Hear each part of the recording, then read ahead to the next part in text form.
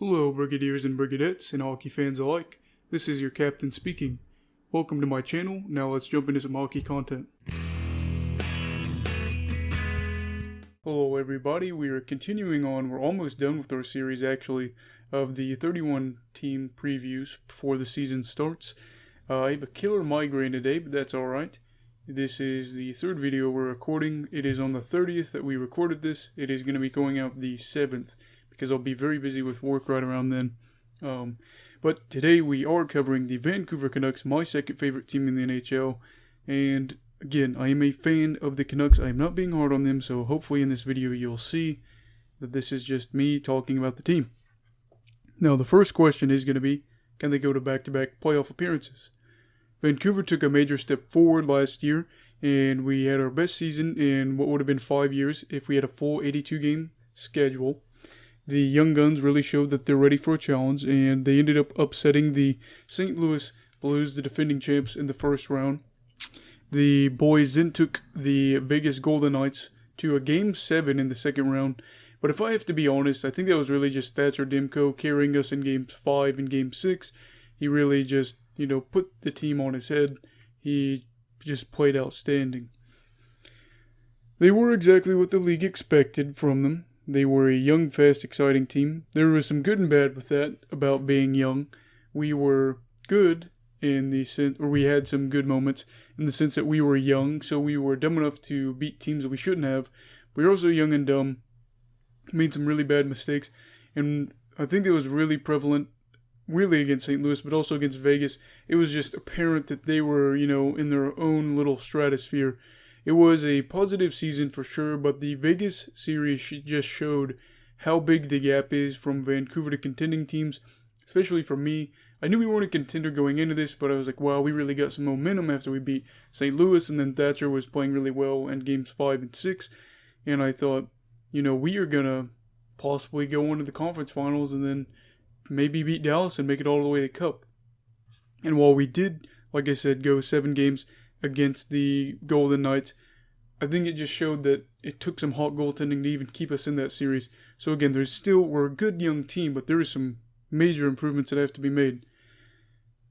Overall, I really do like this team. The major things that concern me are the scoring depth, issues from our third and fourth lines, as well as our situation in net. Demko is really exciting, but I'm not sold on him yet. Besides that playoff run, it wasn't anything crazy from him from his career so far. And then Holtby has had a terrible year last year. I do think that the Canucks can be a playoff team. I don't know if they're going to make it this year, just because I think the goaltending is probably going to be the issue that keeps us out of it if we miss it. I think it could be Demko, maybe fading towards the end of the season, and then Holtby just not being, the goalie he used to be. The Canadian division is tough, and it will be interesting to see how we handle playing good teams, but I do have high hopes, and I don't know if I have high expectations, but we'll see. Now, the second question is, can Elias Pettersson be the future superstar? And in honesty, he probably already is now. Pettersson is already one of the best and brightest players in the game, and he's probably just going to get better from here. I had my doubts with him when we drafted him just due to his weight. He's very slim. He's tall and skinny, but after this season, I was sold. I was worried teams might have figured him out, might have really just got him off his game due to his size, but he had another good year this year. His career stats are 55 goals, 77 assists, 132 points, and 139 games played. Good for 0.95 points per game in just 2 seasons. He is a very good defensive player, which is amazing for a younger player, and he draws 3 times more penalties than he takes. That's a part you just gotta love. He really doesn't take a lot of penalties, but he draws them.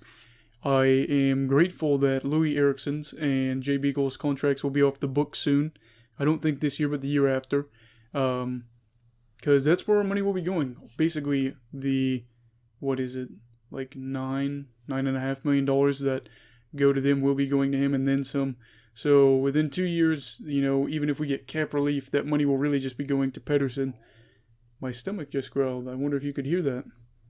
Anyway, this is definitely going to be the year that I think Pettersson averages over a point per game, and in the future, over the course of a regular season, I think 85 to 90 points in a season should be pretty realistic. I don't want to get ahead of myself, but I do think he could be a potential 100-point scorer. But I think that would be a career high type season. I'm not expecting him to, go out, put up 110, 120 points. But I do think that he could have a few 100-point seasons in his career. Regardless, it's clear to see that he's the face of the franchise, and he's probably already one of the greatest players of all time in Canucks history, and he'll be the best if he spends his whole career with us. I know that's a pretty bold statement because we obviously had the Sedin twins and, Pavel and obviously Luongo. We've had some great names come in through here, and I don't want to diminish what they did because they really are some amazing, fantastic players. Roberto Luongo is my favorite Canucks player of all time and probably my favorite player of all time if I'm being honest. But at the end of the day, I think Pettersson is just really going to be so special. I hope we can keep him for the rest of his career. So yes, I do think this will be the year that Pettersson is a bona fide superstar. Everybody admits it. All the way down in Miami and over in Buffalo. I think that's how much attention he's going to get. And I can't tell you how excited I am to watch him this year. I think that it's going to be so great, and I expect so many great things from him this year. Now, the third and final question isn't necessarily the juiciest of questions, but it was a legitimate question I had. And that is, what can Nate Schmidt provide? Schmidt, who was traded for a third-round pick in the 2022 draft, was sent over from the Vegas Golden Knights due to some cap issues. I really like this trade because Schmidt can help us on our second power play unit probably. This gives us another defenseman that can give us some offense. We lost Stetcher and Tenev, and we managed to end up getting a defenseman that can provide more offense than them. Not together, but just in general. But, he does provide some good offense. And he doesn't kill you on bad years when he's performing poorly defensively. And most years he has a positive defensive impact, while also drawing more penalties than he takes, which is always a good thing. I don't know how long his contract is. I believe he's got 5 more years left. But he is 29. So at the worst spot, he'd be 33, 34 when that ends. I'm not going to judge him too harshly if he performs poorly this season. Again, his contract's a little bit longer, but I'm not too worried about it. But I'd like for him to play a big part of this team, not only for this year, but, for the next 5 years that he's with us. Hopefully, because, this team is young, it's talented, it's got some pieces. I'd really love to see the Canucks and Schmidt and Hughes and Pettersson and Besser and Demko and Horvat, et cetera, on and on. I'd really like to see everybody have a lot of success. And so I think that Schmidt could provide a lot of positives for us. He plays over 20 minutes a night. He can play on the PK, which I think could be big for us. I want to see how he does this year on the PK. Again, he provides more offense. He'll, I think help us out on the second power play unit. Overall, I really do like this trade. The only thing I wish, though, is we had Vegas in the corner. I think they should have sent us a third-round pick instead of us sending them one. I think since we did them a favor by taking, a good portion of that contract, if not all of it, I'm pretty sure we took most of it. I think they cover a little bit of it, though. At the end of the day, though, I don't think we should have done them many favors. But, yeah, I think Nate Schmidt is going to be a really good piece for us in the future. I don't know. Let me know what you think. This is the Vancouver Canucks preview.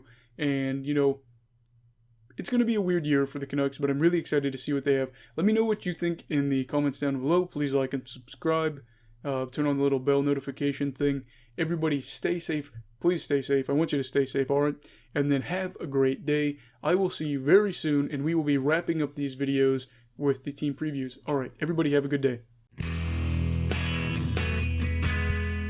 Goodbye, Brigadiers and Brigadettes, and hockey fans in general.